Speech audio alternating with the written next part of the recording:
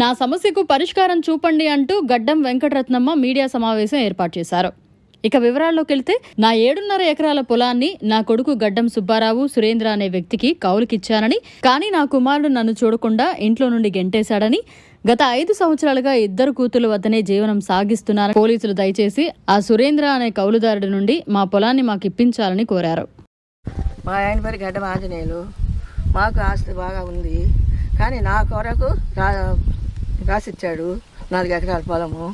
తర్వాత నన్ను ఆయన చనిపోయాడు. ఇప్పుడు మమ్మల్ని బయటికి తరిమేశాడు. బయటికి తరిమేసిన తర్వాత తాళం బిగించుకున్నాడు. ఇన్ని ఇళ్ళు ఎన్నో ఉన్నాయి, 10 ఇళ్ళు ఉన్నాయి మాకు. అవి ఉంటాయి, ఒక్క ఇంట్లో కూడా ఉన్నాయి, కొన్ని తాళం వేశాడు. ఎవరమ్మా తరిమేసింది? కొడుకు కోడలు అవి సుబ్బారావు, గడ్డం సుబ్బారావు, గడ్డం వెంకటలక్ష్మి. అది అయిన తర్వాత ఇప్పుడు ఏం చేశాను, నేను బయటకు వచ్చాక వాకర్ మీద ఉన్నప్పుడు వాకర్ మీద నడవలేకుండా అదే సంగతి. తర్వాత మళ్ళీ పొలం చేసుకున్నాడు కదా నేడు. బాగా ఇచ్చిన తర్వాత ఈ సంవత్సరం నువ్వు అడుగు పెట్టద్దు నేను చెప్పాను కదా అని అన్నాను.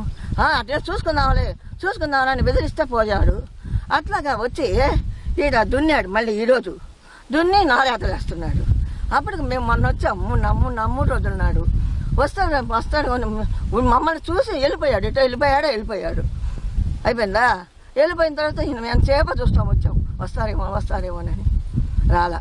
ఇంకా చూసి 12 గంటల దాకా చూసి ఇంటికి వెళ్ళిపోయాము. పోలీస్ స్టేషన్కి పోయి కేసు పెట్టి, పోయిన సంవత్సరం వాడే సంతకం పెట్టింది ఉందిగా, సురేంద్ర సంతకం పెట్టింది. మళ్ళీ నిన్న ఇటు సంగతి రాలేదు. వాళ్ళు ఇంట్లో ఉండకుండా తాళం వేసా. మరి ఆమె బతుకుదరు ఆమె చూసుకుంటుంది.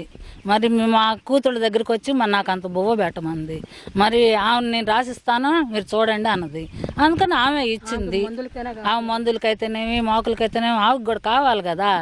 ఈ డబ్బులో పెట్టుకుని ఆమె తింటుంది. ఆమె ఊరికే ఏమి ఇవ్వలేదు. ఆమె చూసిన దానికే ఇచ్చింది మాకు.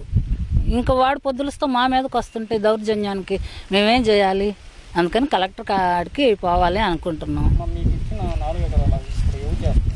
ఇప్పుడు సురేంద్ర అని పెట్టి చేస్తున్నది. సురేంద్ర అని వద్దన్నాం మేము.